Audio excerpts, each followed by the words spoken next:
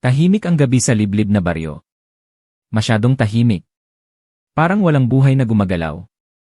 Kahit ang hangin ay tila nagtatago. Si Daniel, isang sundalo, ay dahan-dahang naglalakad sa makitid na daan. Bitbit niya ang kanyang bag na puno ng kagamitan. Pagod ang kanyang katawan. Ngunit mas mabigat ang pakiramdam sa kanyang dibdib. May mali. Hindi niya maipaliwanag kung ano. Huminto siya sandali. Nakinig. Wala. Ngunit may pakiramdam na may nakatingin sa kanya. Mula sa dilim. Mula sa paligid. Mula sa kung saan. Napahigpit ang hawak niya sa kanyang bag. Pinilit niyang ipaalala sa sarili na isa siyang sundalo. Sanay sa panganib. Sanay sa takot. Ngunit ang takot na ito ay kakaiba. Hindi ito tulad ng sa digmaan. Ito ay mas malamig. Mas tahimik. Mas malalim. Biglang may narinig siyang kaluskos. Sa likod niya. Mabilis siyang lumingon. Wala. Puro anino lamang ng mga puno. Ngunit sigurado siya. May gumalaw. May naroon. Nagpatuloy siya sa paglalakad. Mas mabilis na ngayon. Mas mabigat ang kanyang paghinga. Habang papalapit siya sa baryo, napansin niyang walang ilaw. Walang bahay na may sindi. Walang aso na tumatahol. Walang bata na umiiyak. Walang kahit anong senyales ng buhay. Parang iniwan ang lugar. O parang may nangyari. May kakaibang amoy sa hangin. Amoy lupa. Amoy dugo. Napahinto siya muli. Dahan-dahan niyang inangat ang kanyang ulo. Sa di kalayuan may nakita siyang bahay. Iyon lamang ang may bahagyang ilaw. Mahina. Kumukutitap. Parang kandila na malapit ng mamatay. Doon siya tumungo. Habang papalapit, mas lalong lumalakas ang pakiramdam na may sumusunod sa kanya. Hindi niya ito naririnig. Ngunit ramdam niya. Sa likod ng kanyang leg. Sa kanyang balat. Sa kanyang hininga. Bigla siyang tumigil. At nagsalita. Sino ka? Lumabas ka. Tahimik. Walang sumagot. Ngunit may malamig na hangin na dumaan sa kanyang tabi. Napapikit siya sandali. Pagmulat niya, mas malapit na siya sa bahay. At doon niya nakita. Ang pinto ay bahagyang nakabukas. Dahan-dahan niyang itinulak iyon. Umungol ang kahoy. Parang may reklamo. Sa loob, may isang matandang lalaki. Nakaupo. Tahimik. Hindi gumagalaw. Ang kanyang mga mata ay nakatingin lamang kay Daniel. Parang matagal na siyang naghihintay. Ikaw ang sundalo. Mahinang sabi ng matanda. Napakunot ang noo ni Daniel. Paano ninyo nalaman? Ngumiti ang matanda. Hindi normal ang ngiti. Parang may tinatagong lihim. Ako ang albularyo ng baryong ito. At ikaw ay dumating sa maling oras. Naramdaman ni Daniel ang biglang lamig sa kanyang katawan. Ano ang nangyari dito? Tanong niya. Tumayo ang matanda. Dahan-dahan. Parang mabigat ang bawat galaw. Ang baryong ito ay hindi na para sa mga buhay. Biglang kumabog ang puso ni Daniel. Ano ang ibig niyong sabihin? Hindi sumagot ang matanda. Sa halip, tumingin ito sa labas ng bintana. At doon, nakita ni Daniel ang hindi niya inaasahan. May mga anino. Gumagalaw. Marami. Dahan-dahan silang lumalapit sa bahay. Hindi tao. Hindi hayop. May kakaiba sa kanilang dalaw. Parang pilit. Parang gutom. Napaatras si Daniel. Ano ang mga yon? Mahinang tanong niya. Sumagot ang matanda. Sila ang mga naiwan. At hindi na sila tulad ng dati. Biglang may kumatok sa pinto. Isang malakas na katok. Sunod-sunod. Parang galit. Parang sabik. Huwag mong bubuksan. Sabi ng albularyo. Ngunit bago pa makagalaw si Daniel, kusa itong bumukas.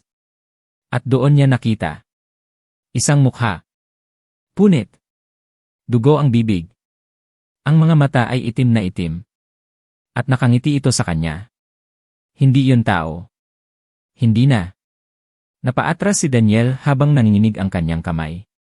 At doon nagsimulang marinig ang bulong. Mula sa labas. Mula sa paligid. Mula sa dilim. Sumama ka sa amin. Sumama ka sa amin. Sumama ka sa amin. Napapikit siya. At nang muling magmulat, ang albularyo ay nasa harap na niya. May hawak na kakaibang anting-anting. Kung gusto mong mabuhay, sundin mo ang sasabihin ko. At huwag kang lilingon. Kahit anong marinig mo. Kahit anong makita mo. Huwag kang lilingon. Dahil kapag lumingon ka, hindi na kita maililigtas. At hindi na ikaw ang lalabas sa bahay na ito. Nanigas si Daniel. Hindi siya gumalaw. Hindi siya huminga ng malalim. Tanging ang tibok ng kanyang puso ang naririnig niya. Malakas. Mabilis. Parang gustong kumawala sa kanyang dibdib. Ang nilalang sa pintuan ay hindi umaalis. Nakatayo lamang ito, nakatingin. Mumangiti. Ang bibig nito ay unti-unting bumuka. Mas malaki. Mas malawak. Parang hindi na kayang magkasya sa mukha nito. Napaatras si Daniel. Ngunit naalala niya ang sinabi ng albularyo. Huwag lilingon. Huwag gagalaw ng walang utos. Ang matanda ay naglabas ng pulang pulbos. Ibinudbod niya ito sa sahig. Mabilis. Paikot sa kanilang dalawa. Isang bilog ang nabuo. At sa sandaling iyon, huminto ang nilalang. Tumigil ang paggalaw nito. Parang may pumigil. Biglang nagbago ang mukha nito. Mula sa ngiti. Naging galit. Naging put. Sumigaw ito. Isang sigaw na hindi pang tao. Matinis. Masakit sa tenga. Napapikit si Daniel. Ngunit hindi siya lumingon. Hindi siya gagalaw. Pinilit niyang maging matatag. Mabuti. Mahinang sabi ng albularyo. Nakikinig ka. Biglang lumakas ang hangin. Ang pinto ay kusang sumara. Malakas, ang buong bahay ay parang yumanig. At mula sa labas, dumami ang mga tunog. Kaluskos. Pagkiskis. Pag-ungol. Parang maraming bagay ang gumagapang sa paligid ng bahay. Huminga ng malalim ang albularyo. Hindi na tayo makakaalis. Hindi na yon. Napatingin si Daniel sa kanya. Ano ang mga yon? Ngunit bago pa sumagot ang matanda, may kumalabog sa bubong. Isang malakas na bagsak. Sunod pa. At isa pa. Parang may tumatalon sa itaas nila. Mabilis. Magaan. Ngunit mabigat ang tunog. Napatingala si Daniel. Ngunit agad siyang sinita. Huwag mong tignan. Mahigpit na sabi ng albularyo. Hindi pa sila pumapasok. Ngunit naghahanap sila ng paraan. Biglang may tumulo sa kesam. Isang patak. Sa sahig. Tumitig si Daniel. Dugo. Sariwa. Mainit. Isa pang patak. At isa pa. Unti-unting dumadami. Parang may pinapatay sa taas. O may kinakain. Napalunok si Daniel. Ano ang nangyayari sa baryong ito? Mahina niyang tanong. Sumagot ang albularyo. May dumating. Hindi tao. Hindi rin aswang na kilala natin. Mas matanda. Mas malakas. Mas gutom. Nanlaki ang mata ni Daniel. At ang mga tao. Sila ang unang kinain. Sagot ng matanda. Ngunit hindi sila tuluyang nawala. Naiwan ang katawan. Naiwan ang galaw. Ngunit wala na ang kaluluwa. Kaya sila gumagala. Kaya sila naghahanap. Kaya sila kumakatok. Biglang may kumatok ulit. Sa bintana naman. Dahan-dahan. Tok. Tok. Tok. Napalingon si Daniel. Sandali lang. Isang segundo. Ngunit sapat na yon. Nakita niya. Isang babae. Nakangiti. Ngunit baligtad ang ulo. Ang mga mata ay nakapako sa kanya. At ang mga kamay nito ay mahahaba. Umaabot sa salamin. Huli na. Mahinang sabi ng albularyo. Nanigas si Daniel. Ano ang ibig niyong sabihin? Ngumiti ang matanda. Ngunit ngayon, wala nang init ang kanyang mukha. Malamig. Walang emosyon. Lumingon ka. At naramdaman ni Daniel ang biglang pagbabago sa paligid. Ang bilog sa sahig ay unti-unting nawawala. Ang pulang pulbos ay nagiging itim. Parang nasusunog. Hindi. Bulalas ni Daniel. Ngunit huli na. Ang pinto ay muling bumukas. At ang mga nilalang ay pumasok. Isa-isa. Marami sila. Mas marami kaysa sa inaasahan niya. Palapit ng palapit. Ngunit hindi siya ginagalaw. Hindi pa. Sa halip tumingin sila sa albularyo. At sabay-sabay na yumuko. Nanlamig ang dugo ni Daniel. Bakit sila yumuyuko? Mahinang tanong niya. At doon niya napansin. Ang albularyo ay hindi na tulad kanina. Mas matangkad. Mas madilim ang aura. Mas malalim ang mga mata. At ang kanyang ngiti. Mas malawak. Mas nakakatakot. Akala mo ba tutulungan kita? Mahinang sabi nito. Hindi ako ang tagapagtanggol. Ako ang tumawag sa kanila. Hindi makapaniwala si Daniel. Bakit? Sigaw niya. Dahil kailangan nila ng isang sundalo. Sagot ng albularyo. Isang malakas na katawan. Isang matibay na sisidlan. Para sa susunod na magiging hari. Biglang napasigaw si Daniel. Habang nararamdaman niya ang mga kamay. Malamig. Madulas. Humahawak sa kanyang balat. Umaakyat sa kanyang leg. Sa kanyang mukha. Sa kanyang mata. Sumigaw siya. Lumaban. Ngunit walang epekto. At sa huling sandali. May narinig siyang bulong. Hindi mula sa mga nilalang. Kundi mula sa loob niya. Lumaban ka. Hindi pa tapos. Biglang kumislap ang kanyang paningin. At sa isang iglap. May liwanag na sumabog mula sa kanyang dibdib. Napaatras ang mga nilalang. Sumigaw sila. Mas malakas. Mas masakit. At ang albularyo. Biglang nagbago ang mukha. Ano ito? Galit niyang sigaw. At si Daniel. Nakatayo. Humihinga ng malalim. Ngunit hindi na siya pareho. May ibang presensya sa loob niya. Mas matanda. Mas malakas. At mas mapanganib. Nakatayo si Daniel. Ngunit hindi na siya nag-iisa sa kanyang katawan. May ibang presensya. Mas mabigat. Mas malamig. Mas matanda kaysa sa kahit anong nilalang sa baryo. Ang kanyang paghinga ay bumagal. Ngunit ang lakas ay dumadaloy sa kanyang mga ugat. Parang may apoy. Ngunit hindi mainit. Malamig na apoy. Ang mga nilalang ay umatras. Hindi na sila umaatake. Sa halip nanginginig sila. Parang natatakot. Hindi kay Daniel. Kundi sa kung ano ang nasa loob niya. Ang albularyo ay napaatras. Isang hakbang. 2. 3. Hindi maaari. Mahinang bulong niya. Hindi ka dapat buhay. Hindi ka dapat nandito. Unti-unting itinaas ni Daniel ang kanyang ulo. Ang kanyang mga mata ay nagbago. Hindi na normal. May kakaibang liwanag. Malalim, parang walang hanggan. Sino ka? Mabagal niyang tanong. Ngunit ang boses ay hindi na kanya. 2 tono. Magkasabay. Parang may sumasabay na iba. Ang albularyo ay napalunok. Ako ang nagbukas ng pintuan.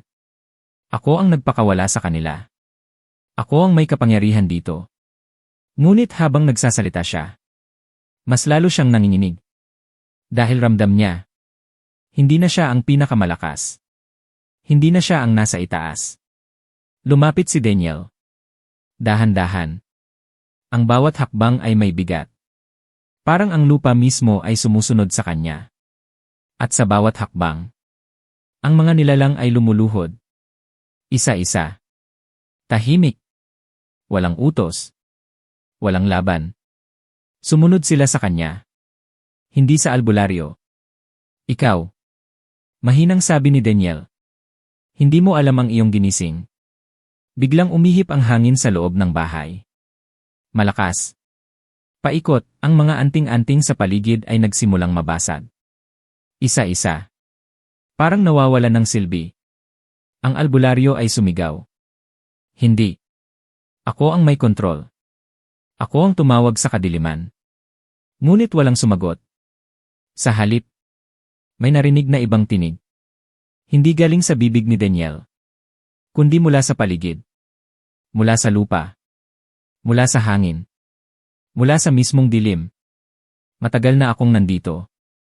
At ngayon, gising na ako. Nanlaki ang mata ng albularyo. Hindi. Hindi maaari. Ikaw ay nakulong na noon pa. Hindi ka dapat makalaya. Ngunit ngumiti si Daniel. Ngunit hindi yon ngiti ng tao. Ito ay ngiti ng isang bagay na matagal nang naghihintay. Ikaw ang susi. Mahinang sabi niya. At ginamit mo ang maling pinto. Biglang sumigaw ang albularyo. Habang ang kanyang katawan ay nagsimulang manginig. Ang kanyang balat ay nagbitak. Parang may gustong lumabas mula sa loob. Hindi ito ang plano ko. Sigaw niya. Ngunit walang nakikinig. Ang mga nilalang ay unti-unting lumapit sa kanya.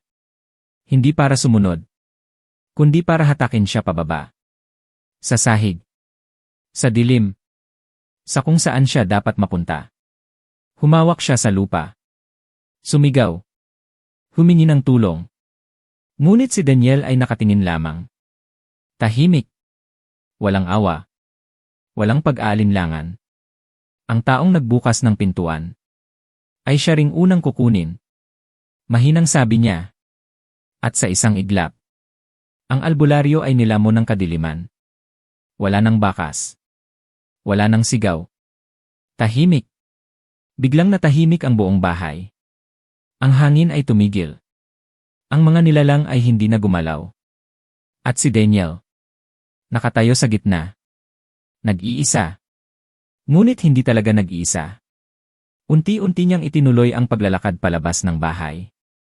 Ang pinto ay kusang bumukas. At sa labas, ang baryo ay hindi na tulad ng dati. Mas madilim. Mas malamig. Mas buhay ang dilim kaysa sa mga tao. Ang mga nilalang ay sumusunod sa kanya. Tahimik. Parang mga anino. Parang mga alipin. Tumigil siya sa gitna ng daan. At tumingin sa langit. Walang buwan. Walang bituin. Tanging kadiliman. At doon niya narinig muli ang tinig. Ngayon. Simula pa lamang ito. Marami pang lugar. Marami pang katawan. Marami pang kaluluwa. Napapikit si Daniel. Sandali. At nang muling magmulat, ang kanyang mga mata ay tuluyan ng nagbago. Hindi na siya sundalo. Hindi na siya tao. Isa na siyang pintuan. Isang daan. Isang simula ng mas malaking bangungot. At sa malayo, may isang bata ang nakatingin sa kanya. Tahimik. Nakatingin lamang. Ngunit ang bata ay ngumiti. At ang kanyang mga mata, parehong katulad ng kay Daniel. Nakatayo ang bata. Hindi gumagalaw. Hindi nagsasalita. Ngunit ang kanyang presensya ay mabigat. Mas mabigat kaysa sa buong baryo. Mas mabigat kaysa sa dilim na bumabalot sa paligid. Napatingin si Daniel sa kanya. Hindi siya natatakot. Hindi rin siya nagtataka. Parang may alam siya. Parang kilala niya ang batang iyon. Sino ka?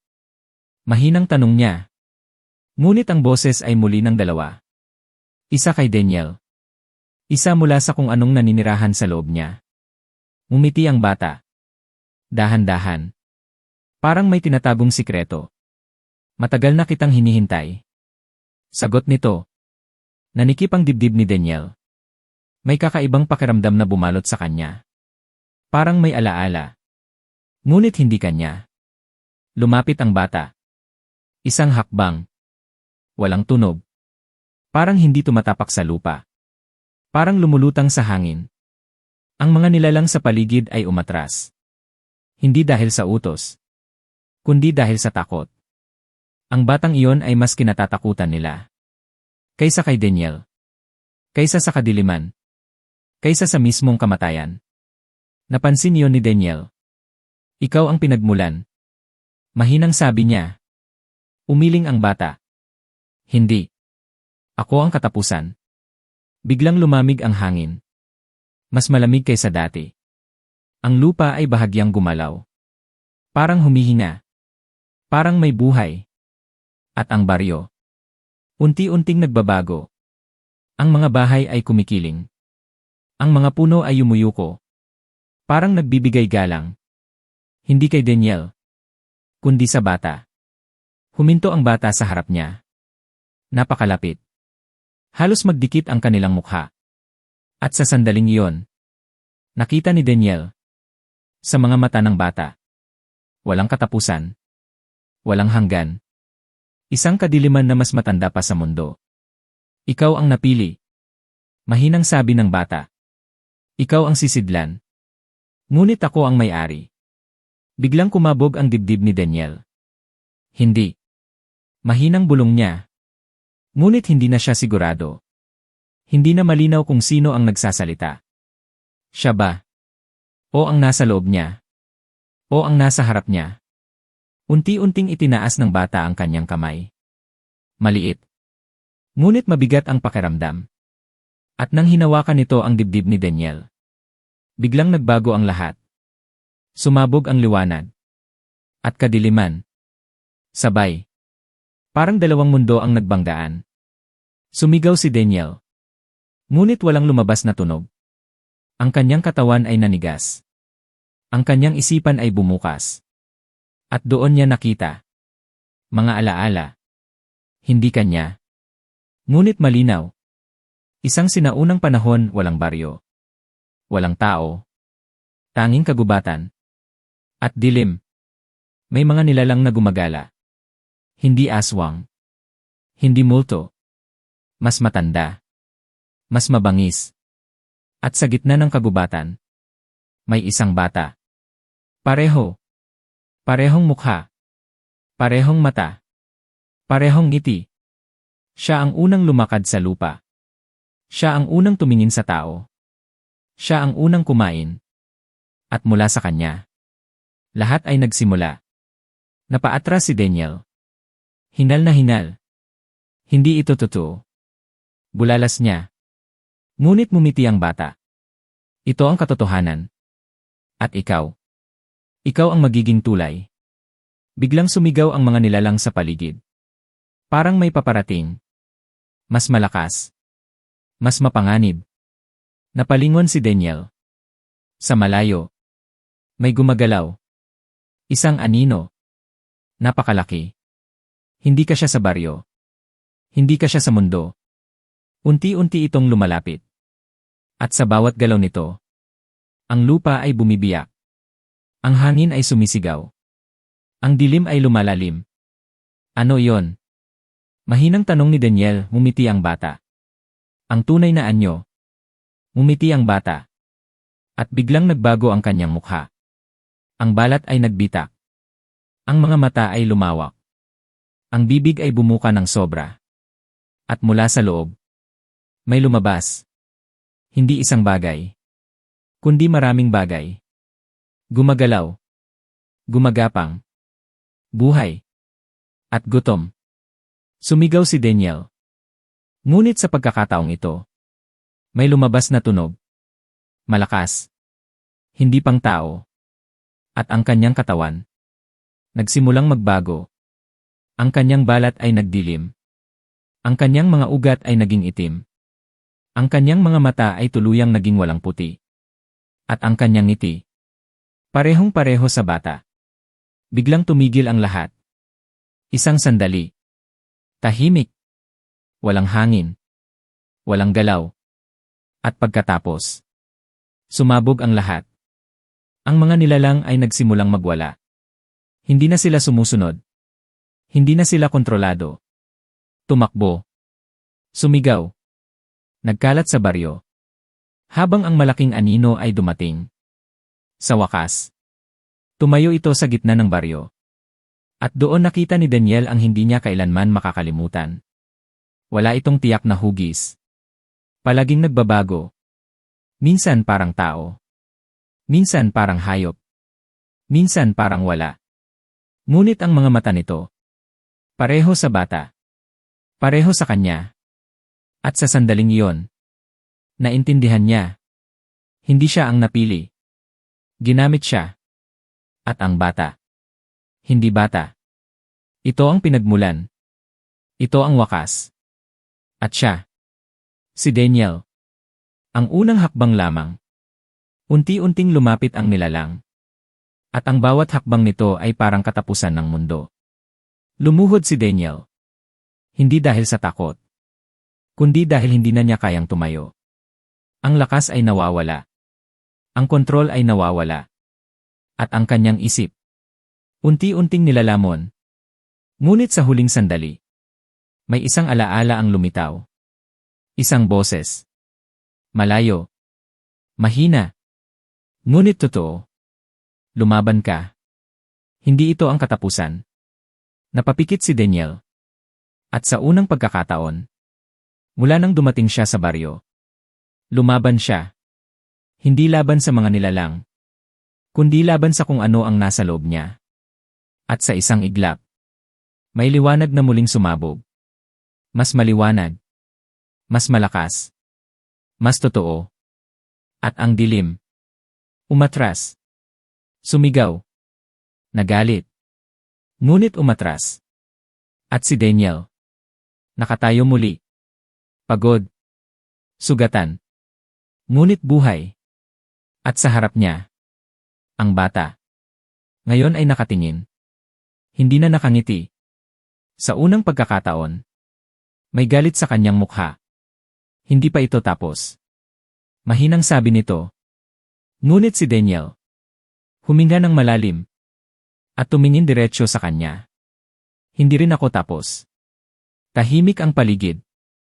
Ngunit hindi ito katahimikan ng kapayapaan. Ito ay katahimikan bago ang wakas. Nakatayo si Daniel. Hinal. Pagod. Ngunit buo pa rin ang kanyang loob. Sa harap niya. Ang bata. At sa likod nito. Ang anyo. Ang tunay na kadiliman. Hindi ito gumagalaw. Hindi pa. Parang nagmamasid. Parang naghihintay. Parang may gustong makita. Tumitig si Daniel sa bata. Hindi na siya natatakot tulad ng dati. May natira pa sa kanya. Isang bagay na hindi kayang kunin. Isang bagay na hindi kayang kainin. Isang bagay na hindi kayang patayin. Ang kanyang kalooban. Ikaw ang pinagmulan. Mahinang sabi niya. Ikaw ang nagdala ng lahat ng ito. Ngumiti ang bata. Ngunit hindi na yon tulad kanina. May halong galit. May halong pagkainis. May halong pagkasabik. At ikaw ang magtatapos. Sagot nito. Biglang gumalaw ang hangin. Hindi normal. Hindi mula sa kalikasan. Ito ay parang hinina ng isang bagay na napakalaki. Napakalalim. Napakalakas. Ang lupa ay muling umalog. Mas malakas. Mas marahas. Ang mga bahay ay unti-unting gumuho. Ang mga puno ay nabali.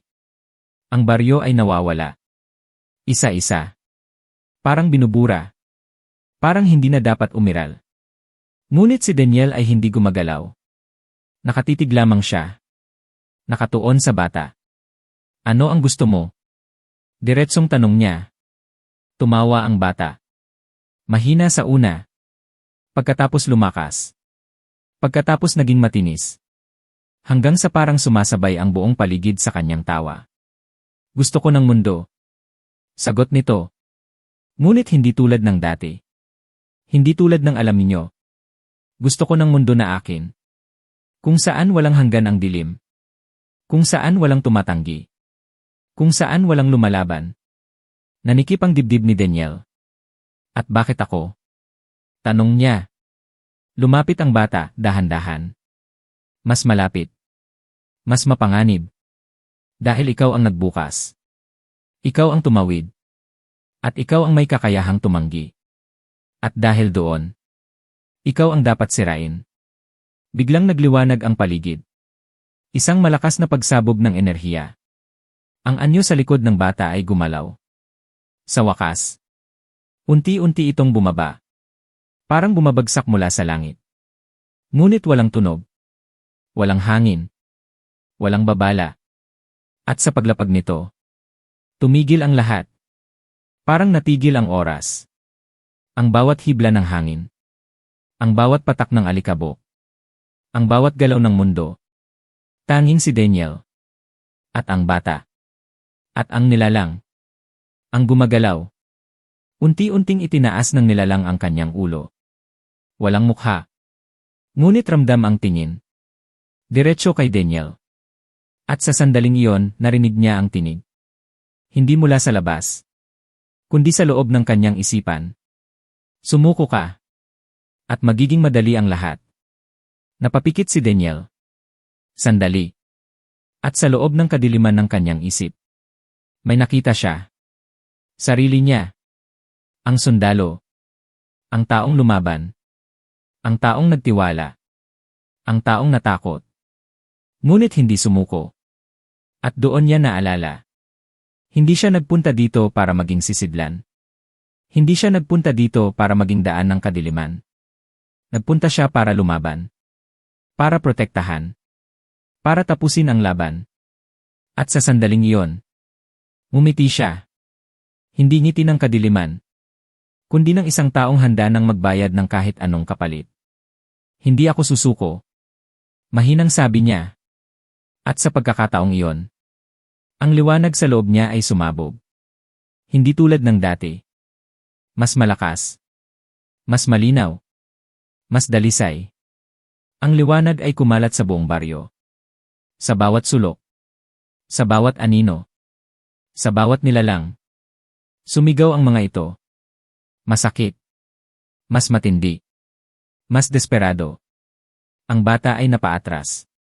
Sa unang pagkakataon, may takot sa kanyang mukha. Hindi. Mahinang sabi nito. Hindi ito maaari. Ngunit si Daniel ay lumakad. Papunta sa kanya. Hindi mabagal. Hindi mabilis. Sigurado. Buo. At sa bawat hakbang, ang kadiliman ay nawawala. Unti-unti. Paunti-unti. Hanggang sa halos wala na. Huminto siya sa harap ng bata. At tumingin diretsyo sa kanyang mga mata. Tapos na. Mahinang sabi niya. At itinaas niya ang kanyang kamay. Hindi para umatake.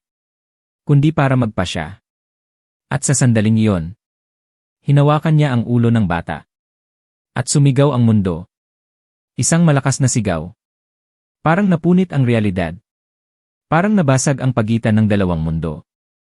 Ang nilalang sa likod ay nagwala. Nag-iba ng anyo. Lumaki. Lumawak. Ngunit huli na. Dahil ang liwanag ay pumasok sa bata. Diretso. Walang harang.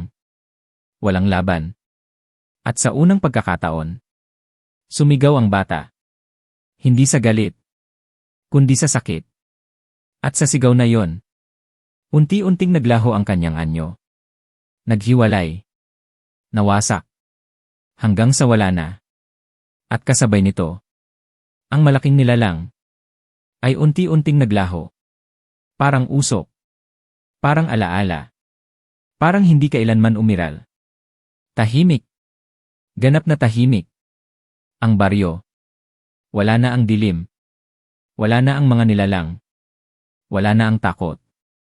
Si Daniel ay nakatayo. Mag-isa. Pagod. Halos hindi na makatayo. Ngunit buhay. Unti-unti siyang lumuhod. Huminga ng malalim. At tumingin sa paligid. Ang baryo ay unti-unting bumabalik. Ang mga bahay ay nagbabalik sa anyo. Ang hangin ay muling gumagalaw. Ang mundo ay muling humihinga. At sa malayo, may narinig siyang tinig. Mahina. Ngunit malinaw. Salamat. Napangiti si Daniel. Mahina. Pagod. Ngunit totoo. At dahan-dahan siyang tumayo. At nagsimulang maglakad. Palayo sa baryo. Palayo sa dilim. Palayo sa nakaraan. Ngunit sa bawat hakbang, may isang bagay na nananatili. Isang bakas. Isang marka. Isang alaala. Dahil kahit nawala ang kadiliman, may bahagi nito na mananatili sa kanya habang buhay. At sa malayo, Sa isang lugar na hindi na niya makikita, may isang anino ang muling gumalaw. Mahina, tahimik, ngunit buhay. At sa dilim, may isang mata ang muling bumukas. Mahina ang hangin. Malamig. Ngunit hindi na tulad ng dati. Hindi na ito dala ng takot, kundi ng isang bagay na naiwan. Naglalakad si Daniel sa makitid na daan, palayo sa baryo. Ang kanyang mga hakbang ay mabagal. Mabigat. Parang may pasan pa rin siya. Hindi sugat. Hindi pagod. Kundi alaala. Bawat tunog sa paligid ay malinaw. Ang kuliglig. Ang dahon. Ang kanyang paghinga. Ngunit sa likod ng lahat ng iyon, may isa pang tunog. Mahina. Halos hindi marinig. Isang bulong. Huminto siya. Dahan-dahan. Hindi siya lumingon agad. Naaalala niya ang babala. Ngunit wala na ang albularyo. Wala na ang bilog. Wala na ang proteksyon. Tanging siya. At kung ano ang maaaring sumunod. Huminga siya ng malalim. At saka siya lumingon. Wala. Walang tao. Walang nilalang. Ngunit may bakas. Sa lupa. Mga yapak. Maliit. Parang bata. Napapalapit sa kanya. Nanlamig ang kanyang dugo. Hindi. Mahinang bulong niya. Hindi na yon dapat bumalik. Ngunit ang mga yapak. Unti-unting dumadami. Hindi isa. Hindi dalawa. Marami. At lahat ay papalapit sa kanya. Napaatras siya. Isang hakbang. Dalawa. At sa bawat galaw niya, mas lalong lumalapit ang mga yapak. Parang sinusundan siya. Parang hinahabol. Parang alam nila kung nasaan siya. Biglang tumigil ang lahat. Tahimik. Masyadong tahimik. At sa sandaling iyon, may narinig siyang tawa. Mahina. Bata. Ngunit puno ng kasamaan. Nanigas si Daniel. Hindi siya gumalaw. Hindi siya huminga ng malalim. At mula sa kanyang likod, may nagsalita. Akala mo tapos na. Dahan-dahan siyang lumingon. At doon niya nakita. Ang bata, pareho. Ngunit iba. Mas maputla. Mas payat. Mas madilim ang mga mata. Parang hindi nabuo. Parang bahagi na lamang ng anino. Paano? Mahinang tanong ni Daniel. Ngumiti ang bata. Hindi ako mawawala.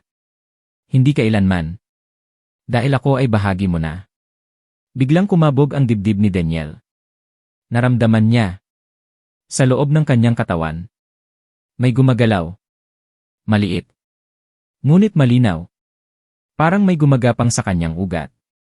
Parang may humihina sa loob niya. Napahawak siya sa kanyang dibdib. Hindi. Bulalas niya.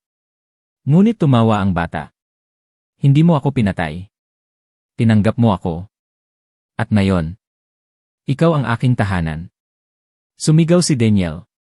Habang ang kanyang katawan ay muling nagbabago. Ang kanyang mga mata ay kumislap. Ang kanyang balat ay nagdilim. Ang kanyang paghinga ay naging mabigat. Lumapit ang bata. Unti-unti. At saka ito naglaho. Hindi naglakad. Hindi tumakbo. Nawala lamang. Parang usok. Parang anino. At sa sandaling iyon, tumahimik muli ang paligid. Ngunit hindi na ito tulad ng dati. Mas malalim, mas tahimik. Mas mapanganib. Lumuhod si Daniel sa lupa. Hinal na hinal. Pinipilit kontrolin ang sarili. Ngunit ramdam niya. May nagbago. Hindi na ito laban sa labas. Ito ay laban sa loob. Unti-unti siyang tumayo. Mabagal. Mas mabigat kaysa dati. At nagsimulang maglakad muli. Ngunit ngayon, hindi na siya sigurado kung saan siya pupunta. O kung sino siya. Ang kanyang anino sa lupa ay hindi na tumutugma sa kanyang galaw. Ito ay gumagalaw ng sarili. Minsan nauuna. Minsan nahuhuli. Minsan tumitigil kahit siya ay gumagalaw. At sa isang sandali, Tumigil ito. Habang siya ay naglalakad pa. Napahinto si Daniel. At dahan-dahan niyang tinignan ang kanyang anino. At doon niya nakita. May isa pang ulo. Sa kanyang anino. Nakatingin sa kanya. At mumiti. Nanlaki ang kanyang mata. Hindi pa tapos. Mahinang bulong niya. At mula sa dilim. May sumagot. Hindi pa nagsisimula. Biglang nagdilim ang paligid. Hindi dahil sa gabi. Kundi dahil sa presensya. At sa malayo. May mga ilaw na unti-unting nawawala. Isang bayan. Isa pang lugar. Isa pang mundo na hindi pa handa. At si Daniel. Nakatayo sa gitna ng daan. Hindi na sundalo. Hindi na biktima. Kundi isang sisidlan. Isang daan. Isang simula ng mas malaking bangungot. At sa kanyang mga mata. Unti-unting bumalik ang parehong ngiti. Ngiti ng bata. Ngiti ng kadiliman. Ngiti ng walang katapusan. Hindi gumalaw si Daniel. Hindi agad. Pinilit niyang kontrolin ang kanyang paghinga. Mabagal. Malalim. Ngunit sa bawat paghinga, may kasamang ibang tunog. Isang pangalawang hininga. Hindi kanya. Mas malamig. Mas mabigat. Mas malapit kaysa sa inaakala niya. Napapikit siya. Sandali. At sa loob ng kanyang isipan, may narinig siyang pamilyar na tinig. Ang bata. Hindi ka makakatakas. Mahina. Ngunit malinaw. Parang nasa loob ng kanyang ulo. Parang nakaupo sa likod ng kanyang mga mata. Dahan-dahan niyang iminulat ang kanyang mga mata. Ang mundo ay bahagyang nag-iba. Mas madilim ang gilid. Mas matalim ang mga anino. Mas malinaw ang mga bagay na hindi dapat nakikita. Napatingin siya sa malayo. May isang bahay. Hindi niya ito napansin kanina. Ngunit ngayon, nandoon ito. Tahimik. Walang ilaw. Ngunit may pakiramdam na may nakatingin mula sa loob. Hindi siya dapat lumapit. Alam niya iyon.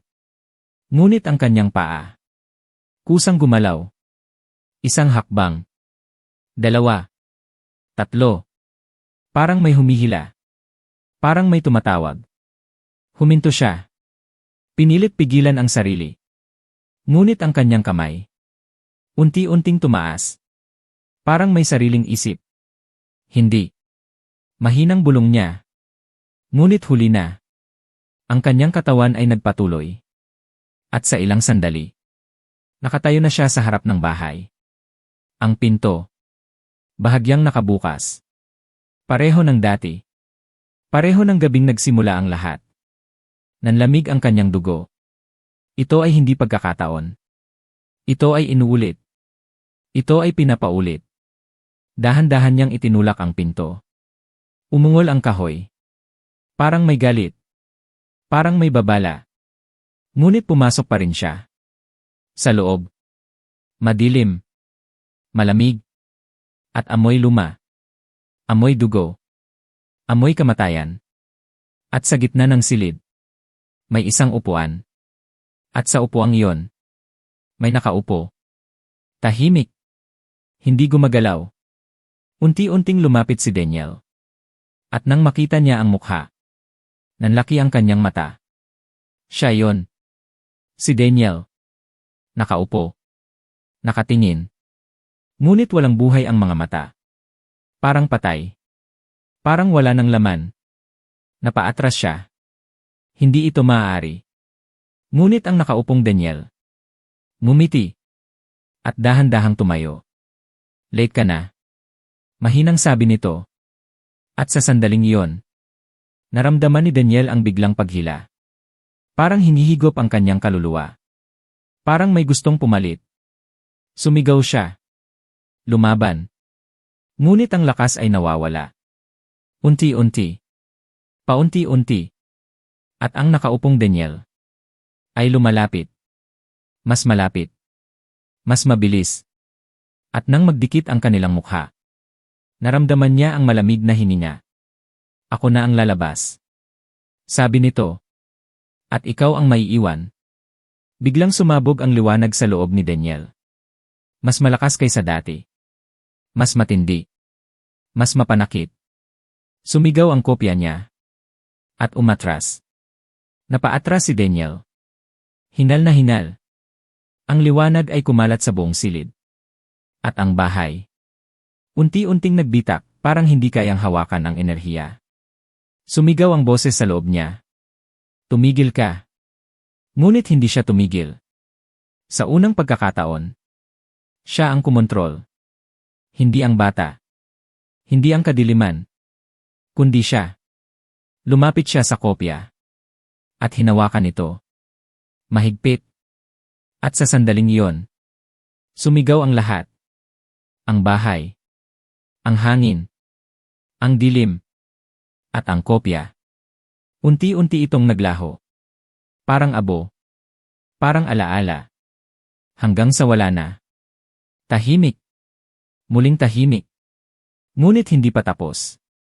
Dahil sa likod niya, may palakpak. Dahan-dahan. Isa. Dalawa.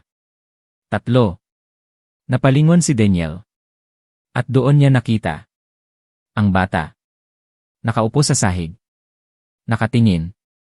Ngumiti. Magaling. Sabi nito. Natuto ka na. Ngunit hindi iyon sapat. Biglang nagbago ang paligid. Ang bahay ay nawala. Ang baryo ay nawala. Ang mundo ay nawala. Tanging kadiliman walang hanggan. At sa gitna nito, si Daniel. At ang bata. Ito na ang tunay. Mahinang sabi ng bata. Wala nang takbuhan. Wala nang tulong. Wala nang ilaw. Tanging ikaw. At ako. At sa likod ng bata. Unti-unting lumitaw ang napakalaking anyo. Mas malinaw kaysa dati. Mas totoo. Mas nakakatakot. Ang mga mata nito ay nagliyab. Ang bibig nito ay bumuka. At mula sa loob, may sumigaw. Hindi mula sa nilalang, kundi mula sa libo-libong boses. Sabay-sabay. Gotten. Nanlamig ang buong katawan ni Daniel. Ngunit hindi siya umatras. Hindi siya tumakbo. Sa halip, tumayo siya ng tuwid. At tumingin diretsyo sa bata. Kung ito ang laban, mahinang sabi niya, tatapusin ko ito. Ngumiti ang bata. Ngunit ngayon, may respeto, may interest, at may gutom. Simulan na natin. At sa sandaling iyon, sumabog ang kadiliman. At ang laban ay nagsimula. Walang tunog. Walang hangin. Walang oras, tanging kadiliman. At sa gitna nito, si Daniel. Nakatayo. Hindi gumagalaw. Ngunit handa.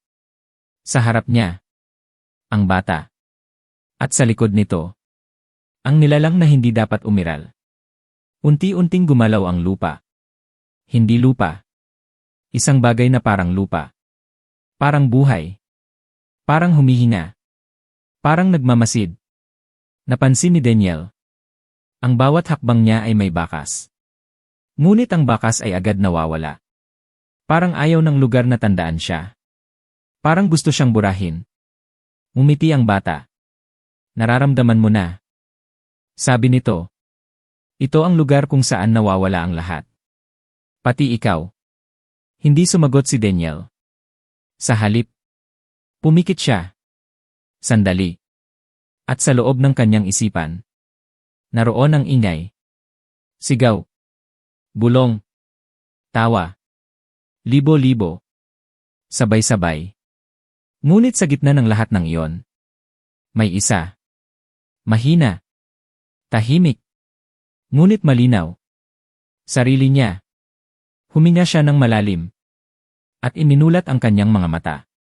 Hindi ako mawawala. Mahinang sabi niya. Biglang kumislap ang kanyang paligid. Ang kadiliman ay bahagyang umatras. Hindi dahil sa takot, kundi dahil sa pagtanggi. Napakunot ang noo ng bata. Interesado. Ngunit hindi natatakot. Lumapit ito. Hakbang. Hakbang. Hakbang. At sa bawat galaw nito, ang likod nitong nilalang ay lumalapit din. Mas malapit. Mas malaki. Mas malinaw. Ngayon, makikita na ni Daniel ang bahagi nito. Mga kamay. Napakarami. Mahahaba. Puno ng galos. At bawat isa may hawak. Mga mukha. Mga ulo. Mga anino ng mga taong nawala. Nanikip ang dibdib ni Daniel. Hindi ito simpleng halimaw. Ito ay koleksyon. Ng lahat ng nawala. Ng lahat ng kinain. Ng lahat ng kinuha. Ito ang gutom. Ito ang walang katapusan. At ikaw. Sabi ng bata. Ikaw ang magiging susunod na bahagi. Biglang gumalaw ang isa sa mga kamay ng nilalang. Mabilis. Diretso kay Daniel. Ngunit sa sandaling iyon, sumiklab ang liwanag sa kanyang katawan. Napaatras ang kamay. Parang nasunog. Sumigaw ang nilalang. Hindi sa sakit lamang, kundi sa galit. Malakas. Nakakabingi. Napaatras ang buong espasyo. Parang yumanig ang kawalan. Ngunit si Daniel, hindi gumalaw. Sa halip, itinaas niya ang kanyang kamay. At sa unang pagkakataon, nakaramdam siya ng kontrol. Tunay na kontrol. Hindi niya ito hiniram. Hindi niya ito tinanggap. Ito ay kanya. At sa paggalaw ng kanyang kamay, may liwanag na lumabas. Hindi tulad ng dati. Hindi sumasabog. Kundi umaagos. Parang tubig. Parang ilog. Parang buhay. At nang tumama ito sa lupa, ang kadiliman ay nagbitak. Parang salamin. Parang ilusyon. Napaatras ang bata. Ngunit mumiti pa rin. Ito na. Bulalas nito. Ito ang gusto ko. Lumaban ka. Lumaban ka hanggang sa mawala ka. Biglang nagbago ang anyo ng bata. Ang katawan nito ay nahati. Hindi literal. Kundi parang naging marami. Isa. Dalawa. Tatlo. Hanggang sa 10. Parehong mukha. Parehong mata. Parehong ngiti. Paligid kay Daniel. Nanlamig ang kanyang dugo. Ngunit hindi siya umatras. Sa halip, umikot siya. Tahimik. Nakatingin sa bawat isa. Alam niya. Isa lang ang totoo. Ang iba ay panlilin lang. Ang iba ay takot. Ang iba ay bitad. Ngunit alin? Tahimik ang lahat. Hanggang sa sabay-sabay silang nagsalita. Ako ang totoo. Ako ang totoo. Ako ang totoo. Umalinggaw ang boses. Parang sumisira sa isip. Parang nagpapahina ng loob. Ngunit si Daniel, ngumiti. Sa unang pagkakataon, hindi ako naghahanap sa inyo. Mahinang sabi niya. Hinahanap ko ang takot ko. At sa sandaling iyon, pumikit siya. Hindi tumingin. Hindi nakinig. Hindi gumalaw. Tanging naramdaman. At doon niya nakita. Sa loob niya. Ang isang bahagi. Maliit. Madilim. Ngunit totoo. Ang takot. At sa gitna ng takot na yon, naroon ang bata. Nakatago. Nakatago sa loob niya. Biglang iminulat ni Daniel ang kanyang mga mata. At diretsong tumingin sa isa. Sa kaliwa. Tahimik. Ngunit sigurado. Ikaw. Mahinang sabi niya. At sa isang iglap. Sumugod siya. Hinawakan ang leg nito. At sumigaw ang lahat ng iba. Habang ang hinawakan niya ay nagsimulang matunaw. Parang kandila. Parang kasinungalingan. Hanggang sa wala na. At ang lahat ng iba. Naglaho. Isa-isa. Hanggang sa isa na lamang ang natira. Ang bata. Nakatayo. Tahimik. Hindi na nakangiti. Sa wakas. Mahinang sabi nito. Ngayon. Tayo na talaga. At sa likod nito. Ang nilalang. Ay tuluyang lumabas. Buo. Malawak. Walang hanggan. At sa sandaling iyon, alam ni Daniel. Ito na ang huli. Wala nang susunod. Wala nang takbo. Wala nang tago. Tanging laban. At sa gitna ng kadiliman, sa gitna ng kawalan, sa gitna ng takot, huminga siya ng malalim. At nagsalita. Tapusin na natin ito at sumagot ang kadiliman. Sumigaw. At sumugod. Sumugod ang kadiliman. Hindi tumatakbo. Hindi lumilipad. Kundi lumalawak. Parang tubig na bumubuhos. Parang bangungot na hindi mapigilan. Diretso kay Daniel. Sa sandaling iyon, tumigil ang lahat sa kanyang paligid. Ang oras. Ang hangin. Ang mundo. Tanging siya.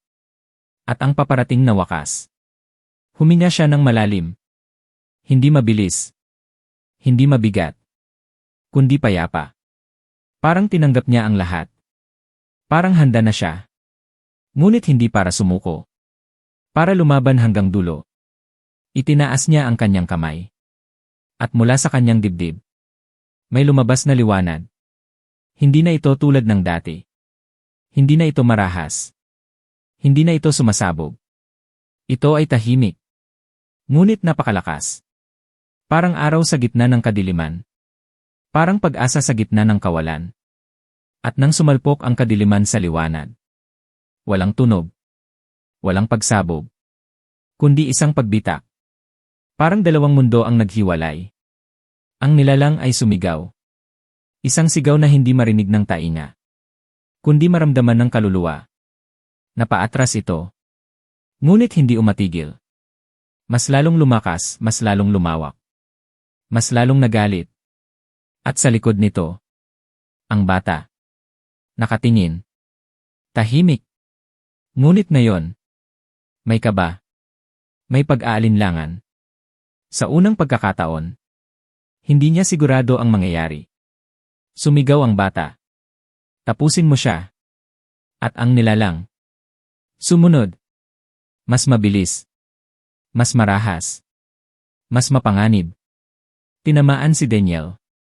Diretso sa dibdib. Napaatras siya. Isang hakbang. 2. 3. Hanggang sa siya ay napaluhod. Hinal na hinal. Ang liwanag ay kumikislap. Parang nawawala. Parang nauubos. Umiti ang bata. Mahina. Akala ko ba lalaban ka? Sabi nito. Akala ko ba ikaw ang pipigil? Nanlabo ang paningin ni Daniel. Ang kanyang katawan ay mabigat. Ang kanyang isip ay nahihirapan. Ang kanyang lakas ay nauubos. Ngunit sa gitna ng lahat, may isang alaala ang muling lumitaw. Isang araw. Bago ang lahat. Isang simpleng sandali. Isang ngiti. Isang dahilan kung bakit siya lumaban. Hindi dahil kailangan. Kundi dahil gusto niya. Gusto niyang protektahan. Gusto niyang iligtas. Gusto niyang matapos ang dilim. At sa sandaling iyon, ngumiti siya. Hindi dahil nanalo siya. Kundi dahil hindi siya sumuko. Hindi pa. Hindi kailanman. Dahan-dahan siyang tumayo. Sugatan. Pagod. Halos wala ng lakas. Ngunit buo. Buong buo. Hindi pa tapos. Mahinang sabi niya. At sa pagkakataong iyon, ang liwanag ay muling nagliyab. Mas maliwanag. Mas malakas. Mas dalisay. Hindi na ito nagmumula sa takot. Hindi na ito nagmumula sa galit. Kundi sa kanyang kalooban. Sa kanyang pagpili. Sa kanyang pagiging tao. Sumigaw ang nilalang. Habang ang liwanag ay unti-unting bumabalot dito. Hindi ito umatras. Lumaban ito.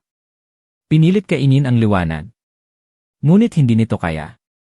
Dahil ang liwanag na yon, hindi kayang kainin. Hindi kayang kontrolin. Hindi kayang patayin. Ito ay pinili. At sa sandaling iyon, lumapit si Daniel. Diretso sa nilalang. Walang pag-aalinlangan. Walang takot. At sa bawat hakbang, ang kadiliman ay nawawala. Unti-unti. Hanggang sa halos wala na. Sumigaw ang bata. Hindi. Tumakbo ito palapit. Sinubukang pigilan siya. Ngunit huli na. Dahil si Daniel ay tumalon. Diretso sa gitna ng nilalang. At sa sandaling iyon, sumabog ang liwanag. Hindi tulad ng dati. Hindi marahas. Kundi ganap. Ganap na liwanag. Ganap na wakas. Ganap na kapayapaan. Tahimik. Ganap na tahimik. Walang sigaw. Walang galaw. Walang anino. Lumipas ang sandali. Hindi malinaw kung gaano katagal. Hanggang sa dahan-dahang bumalik ang mundo. Ang hangin. Ang lupa. Ang liwanag ng araw. Ang baryo. Tahimik. Walang bakas ng kadiliman. Walang bakas ng nilalang. Walang bakas ng bata. At sa gitna ng daan, may isang tao. Nakahiga. Tahimik. Si Daniel. Dahan-dahan siyang gumalaw. Huminga. Mabagal. Mahina. Ngunit buhay. Iminulat niya ang kanyang mga mata. Ang langit ay maliwanag. May araw. May liwanag. Walang dilim. Unti-unti siyang bumangon. Mahina. Pagod. Ngunit buhay. Tumingin siya sa paligid. Tahimik ang baryo. Ngunit hindi na ito patay. May hangin. May tunog. May buhay. Napangiti siya. Mahina. Pagod. Ngunit totoo. Tapos na. Mahinang bulong niya. At tumalikod siya. At nagsimulang maglakad. Palayo. Palayo sa lahat. Palayo sa dilim. Palayo sa laban. Ngunit sa bawat hakbang, may isang pakiramdam. Mahina. Halos hindi maramdaman. Ngunit naroon. Sa loob. Isang maliit na bahagi. Isang bakas. Isang anino. At sa isang iglap. Tumigil siya. Dahan-dahan. Hindi dahil sa takot. Kundi dahil sa pakiramdam. May nakatingin. Mula sa loob niya. Hindi mula sa labas. Kundi mula sa loob. At sa kanyang anino. Sa lupa. Unti-unting gumalaw. Hindi kasabay ng kanyang galaw. Kundi sarili nitong galaw. At sa anino. May dalawang mata. Dahan-dahang bumukas. At mumiti. Tahimik. Mahina. Ngunit malinaw. Hindi pa tapos. Hindi gumalaw si Daniel. Hindi agad. Ang kanyang mga mata ay nakatitig sa lupa. Sa kanyang anino. Sa dalawang matang hindi dapat naroon. Humina siya. Mabagal. Pinilit kontrolin ang sarili. Ngunit ang kanyang dibdib ay mabigat. Parang may nakadagan. Parang may kasabay siyang humihinga. At ang anino. Unti-unting gumalaw. Hindi kasabay niya. Hindi sumusunod. Kundi nag-iisa. Dahan-dahan itong tumayo. Mula sa lupa. Parang usok na nagkakaroon ng hugis. Nanlamig ang kanyang dugo. Hindi. Mahinang bulong niya. Hindi pa tapos. Ngunit alam na niya ang sagot. Hindi talaga natapos. Hindi kailanman natapos. Ang anino ay unti-unting humiwalay. Mula sa kanyang paa. Mula sa kanyang katawan. Hanggang sa ito ay nakatayo sa harap niya. Parehong hugis. Parehong taas. Parehong anyo. Ngunit ang mukha. Puro kadiliman. Walang detalye, tanging ang mga mata. Nagniningning. At nakangiti. Tahimik ang paligid. Walang hangin. Walang ibon. Walang buhay. Parang muling bumalik ang mundo sa gabing nagsimula ang lahat. Hindi ka pa tapos. Mahinang sabi ng anino. Ang boses nito ay katulad ng sa bata. At katulad din ng kay Daniel. Magkasabay. Magkahalo. Magulo. Napaatras si Daniel. Isang hakbang. Dalawa. Ngunit ang anino ay hindi gumagalaw. Nakatayo lamang. Nakatingin. Hindi ka mawawala.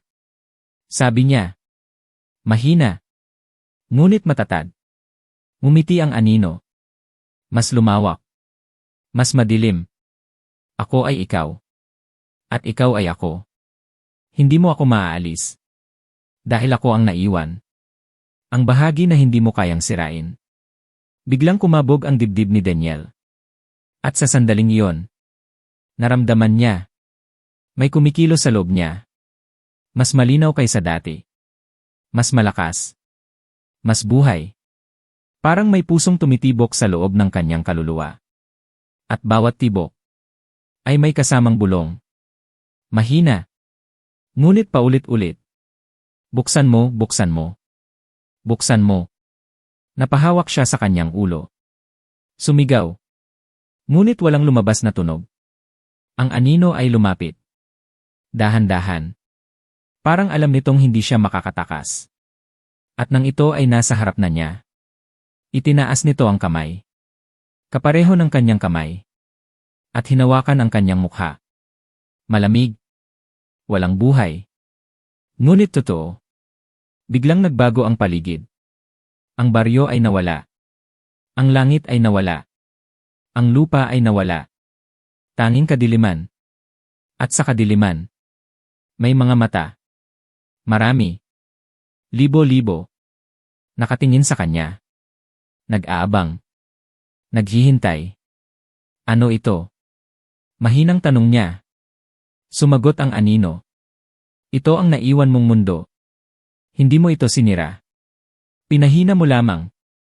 At ngayon, ito ay lumalaki. Mas malakas. Mas tahimik. Mas mapanganib. Biglang may gumalaw sa dilim. Isang nilalang. Hindi buo. Hindi malinaw. Ngunit buhay. Sumunod pa ang isa. At isa pa. Hanggang sa marami na sila. Mas marami kaysa dati. Mas tahimik. Mas organisado. Hindi na sila nagwawala. Hindi na sila gutom. Kundi naghihintay. At sa gitna nila, may isang maliit na anyo. Isang bata. Ngunit hindi tulad ng dati. Mas malinaw. Mas buo. Mas totoo. At nang tumingin ito kay Daniel, ngumiti ito. Mas payapa. Mas tahimik. Ngunit mas nakakatakot. Natuto kami. Mahinang sabi nito. At ikaw ang nagturo sa amin. Nanlaki ang mata ni Daniel. Hindi. Bulalas niya. Ngunit ang anino sa kanyang tabi. Tumawa. Mahina. Mababa. Malalim. Hindi mo kami pinigilan. Sabi nito. Pinabagal mo lang kami. At habang ikaw ay nagliligtas, kami ay natututo. Unti-unting umatras si Daniel. Ngunit walang takbuhan. Walang daan palabas. Walang liwanag. Tanging ang dilim. At ang katotohanan. Na hindi pa ito tapos. Hindi ito matatapos. Dahil siya mismo. Ang dahilan kung bakit ito nagpapatuloy. Ang bata ay lumapit. Mas malapit. Mas malinaw ang mukha. At sa pagkakataong iyon, nakita ni Daniel. Hindi na ito ibang nilalang. Ito ay bahagi niya. Isang bahagi ng kanyang sarili. Na hindi niya kayang tanggapin. Na hindi niya kayang patayin. At ang anino. Lumapit din. Sa kanyang kabilang panig. At sabay silang nagsalita. Ikaw ang pintuan. At hindi na ito maisasara. Biglang sumigaw si Daniel. Hindi sa takot. Kundi sa galit. Sa pagtanggi. Sa pagod. At sa sandaling iyon. May liwanag na muling sumiklab. Ngunit ngayon. Iba. Mas mahina. Mas pagod. Mas limitado. At ang dilim. Hindi na umatras.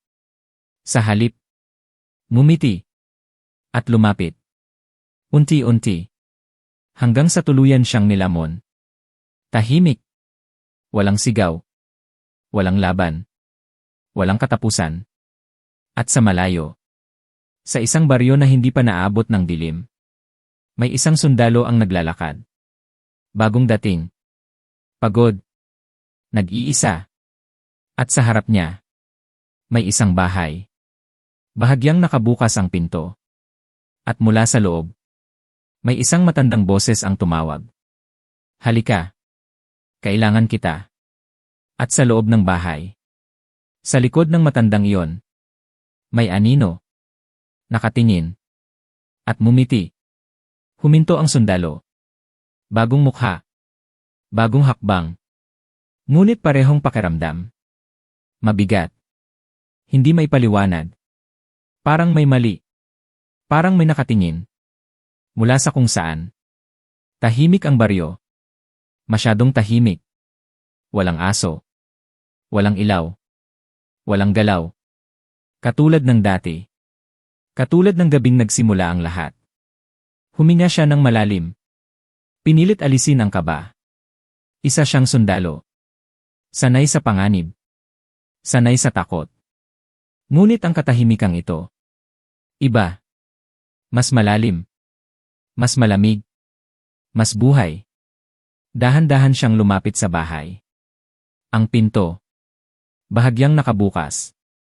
Parang naghihintay. Parang alam na darating siya. Huminto siya sa harap nito. Nakinig. Wala. Ngunit ramdam niya. May tao sa loob. O may bagay. Dahan-dahan niyang itinulak ang pinto. Umungol ang kahoy. Parang may galit. Parang may alaala. Pumasok siya. Madilim ang loob. Malamig. At may amoy. Amoy lupa. Amoy dugo.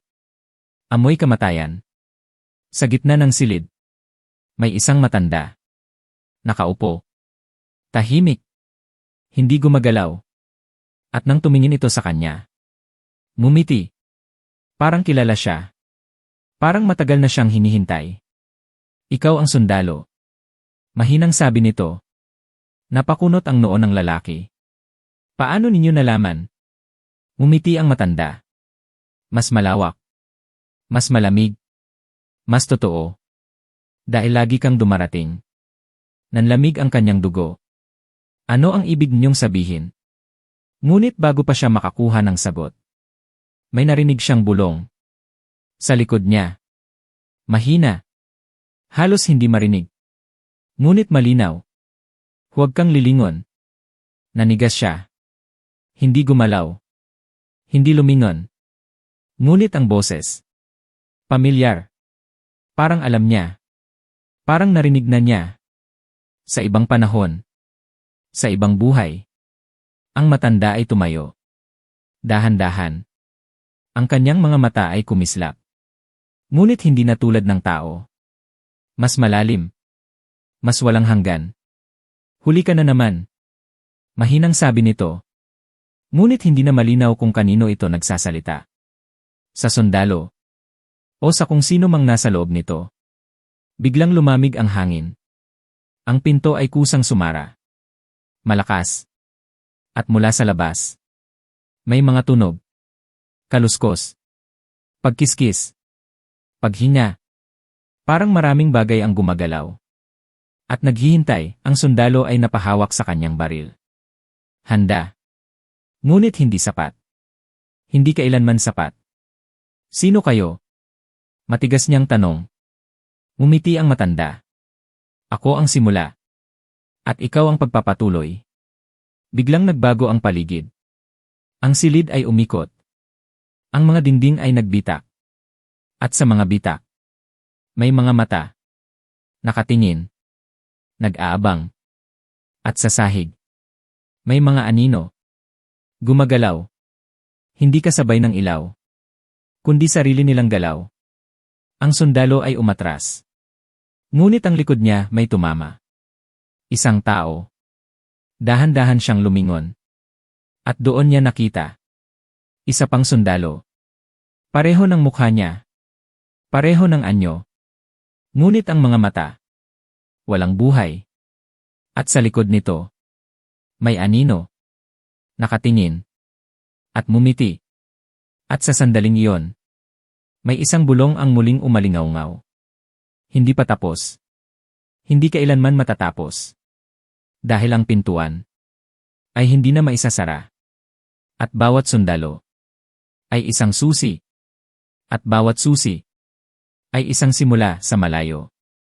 Sa ibang lugar, sa ibang baryo, may isang bata ang nakaupo sa lupa. Tahimik. Naglalaro sa alikabok. Ngunit ang kanyang mga mata, hindi pang bata. Malalim. Madilim. At sa harap niya, may anino. Kasing laki niya. Ngunit gumagalaw ng sarili. Umiti ang bata. At nagsalita. Isa pa. Mahina. Ngunit malinaw. At sa kanyang likod, may mga anino pang nagising. Isa-isa. Tahimik. Ngunit sabay-sabay na nakatingin sa iisang direksyon. Sa mundo. Sa mga taong walang alam. Sa mga susunod. Sa mga darating pa. Simula pa lamang ito. Ang mga salita ay umalingaw-ngaw sa kadiliman. Hindi mula sa isang bibig. Kundi mula sa lahat. Mula sa lupa. Mula sa hangin. Mula sa pagitan ng mga bagay na hindi nakikita. At sa baryo. Ang bagong sundalo ay nakatayo. Naninigas. Hindi niya maintindihan kung bakit siya narito. Ngunit ang kanyang katawan. Alam na. Parang nangyari na ito dati. Parang naulit na. Parang hindi ito ang unang beses. Ang matanda sa harap niya. Hindi gumagalaw.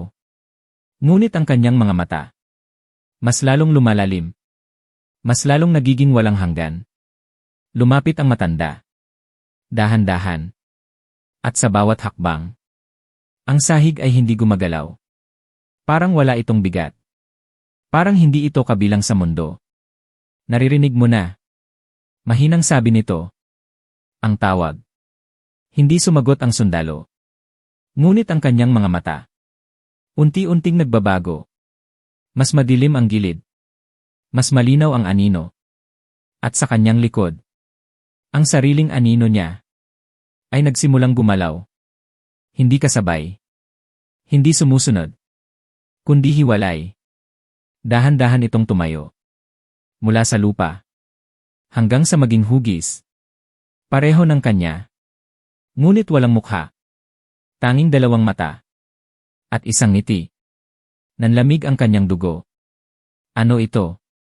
Mahinang tanong niya. Umiti ang matanda. Ikaw. Sagot nito. Hindi. Mahigpit na sabi ng sundalo. Hindi ako iyan. Ngunit ang anino. Lumapit. At sa bawat hakbang nito, may naririnig siyang bulong. Mahina. Paulit-ulit. Ako ikaw. Ako ikaw. Ako ikaw. Napahawak siya sa kanyang ulo. Parang nahahati ang kanyang isip. Parang may dalawang boses. Dalawang alaala.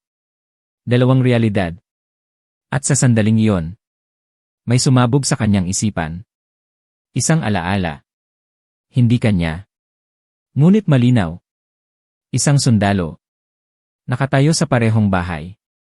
Sa parehong baryo. Sa parehong gabi. At sa harap niya. Ang parehong matanda. Ang parehong anino. At ang parehong wakas. Napaatras ang sundalo.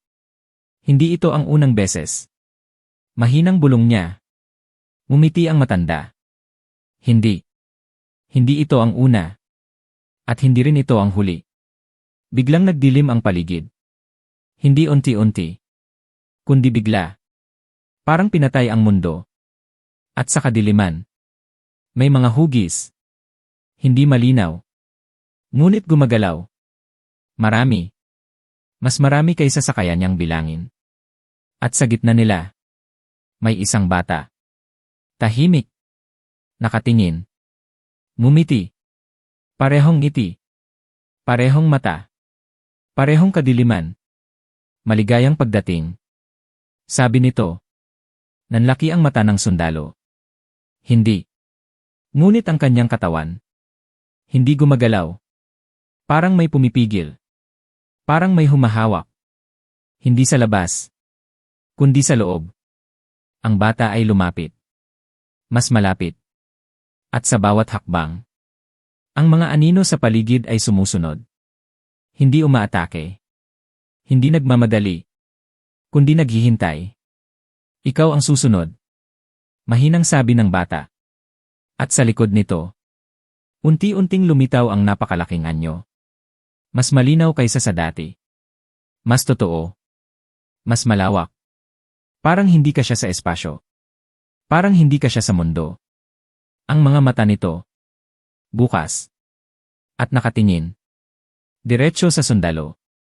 At sa sandaling iyon, narinig niya ang tinig. Hindi mula sa bata. Hindi mula sa matanda. Kundi mula sa mismong nilalang. Ikaw ang pintuan. At bubuksan kita. Biglang sumigaw ang sundalo. Ngunit walang lumabas na tunog. Ang kanyang katawan ay nanigas. Ang kanyang dibdib ay mabigat. At ang kanyang anino ay tuluyang humiwalay. At lumapit sa bata. At lumuhod. Nanlamig ang kanyang dugo. Hindi. Ngunit huli na. Dahil ang anino ay hindi na kanya. At ang kanyang katawan ay unti-unting nawawalan ng laman. Parang may pumapalit. Parang may pumapasok. At sa sandaling iyon, umiti ang bata. At nagsalita. Isa na naman. Tahimik. Ngunit malinaw. At ang mga anino sa paligid, sabay-sabay nang umiti. At sa dilim, may isang bulong ang muling umalingaw-ngaw. Hindi ito matatapos. Dahil walang katapusan ang pintuan. At bawat mundo ay may baryo. At bawat baryo ay may sundalo. At bawat sundalo ay may anino. At bawat anino ay may ngiti. At sa malayo, sa isang lungsod na maliwanag, na puno ng tao, na walang alam, may isang lalaking naglalakad sa kalsada. Pagod, tahimik, at sa likod niya, ang kanyang anino ay bahagyang nahuhuli. At sa isang sandali, tumigil ito, habang siya ay naglalakad pa. At ang anino ay dahan-dahang tumingala. At mumiti. At sa dilim, may isang tinig ang muling nagsalita, mahina. Ngunit walang hanggan. Hindi ito kwento. Ito ay nangyayari. Tahimik ang mundo. Hindi tulad ng dati. Hindi ito katahimikan ng takot. Kundi katahimikan pagkatapos ng bagyo. Sa gitna ng isang bukirin. Sa ilalim ng mahinang liwanag ng umaga. Nakatayo si Daniel. Nag-iisa. Tahimik. Humihinga ng malalim. Ang hangin ay malamig. Ngunit may init na dala. Parang yakap ng isang bagay na matagal nang nawala. Unti-unti niyang ipinikit ang kanyang mga mata. At sa loob ng kanyang isipan, wala nang sigaw. Wala nang bulong. Wala nang ibang tinig. Tanging siya. Sa wakas. Siya lamang. Huminga siya ng malalim. At sa unang pagkakataon, magaan. Tunay na magaan. Dahan-dahan niyang iminulat ang kanyang mga mata. Ang langit ay maliwanag. May araw. May liwanag. May buhay. Wala nang anino na gumagalaw ng sarili. Wala nang matang nakatingin mula sa dilim. Wala nang batang nakangiti sa loob ng kanyang isip. Tahimik. Ganap na tahimik. Napangiti siya. Mahina. Ngunit totoo. Tapos na. Mahinang sabi niya. At sa sandaling iyon, may hangin na dumaan. Marahan. Dumampi sa kanyang mukha. Parang paalam. Parang pasasalamat. Parang paglaya. Lumakad siya. Hindi nagmamadali. Hindi natatakot. Bawat hakbang ay magaan. Bawat galaw ay buo. Wala nang humihila. Wala nang bumubulong. Wala nang sumusunod habang papalayo siya sa lugar. Unti-unting naglaho ang baryo sa kanyang likuran. Hindi sa paningin, kundi sa pakiramdam. Parang naging alaala na lamang. Isang bangungot na natapos na. Isang laban na napanalunan. Isang dilim na tuluyan ng napawi. Huminto siya sandali. Hindi dahil sa takot, kundi dahil sa pakiramdam. Isang pamilyar na presensya. Ngunit hindi na mabigat. Hindi na malamig. Kundi payapa. Dahan-dahan siyang lumingon. At sa malayo, sa pagitan ng liwanag ng umaga, may nakita siyang anyo. Isang bata. Nakatayo. Tahimik. Hindi na madilim ang mga mata. Hindi na nakakatakot ang ngiti. Payapa. Tahimik. At sa sandaling iyon, hindi siya natakot. Hindi siya umatras. Kundi ngumiti. Mahina. Salamat. Mahinang sabi niya. Hindi malinaw kung para kanino. Sa bata. Sa sarili niya. O sa lahat ng natapos. Ang bata ay ngumiti rin. Hindi na mapanlinlang. Hindi na madilim. Kundi parang isang alaala. Isang bahagi na tapos na. At dahan-dahan itong naglaho. Hindi parang anino. Kundi parang liwanag na natunaw sa hangin. Tahimik. Walang bakas. Walang iniwan. Huminga si Daniel ng malalim. At sa pagkakataong iyon, alam niya. Hindi lamang niya natalo ang kadiliman. Tinanggap niya ito. At pinili niyang hindi maging bahagi nito. Pinili niyang manatiling tao. Pinili niyang matapos ang siklo. At sa unang pagkakataon, walang susunod. Walang ulit. Walang darating na kapalit. Tapos na. Ganap na tapos na. Dahan-dahan siyang tumalikod. At naglakad palayo. Palayo sa lahat. Palayo sa dilim. Palayo sa nakaraan. Papunta sa liwanag. Papunta sa isang bagong simula. At sa likod niya, walang anino na naiwan. Walang matang muling bumukas. Walang bulong na umalingaw-ngaw. Tanging hangin. Tanging liwanag. Tanging katahimikan. At sa katahimikang iyon, natapos ang kwento.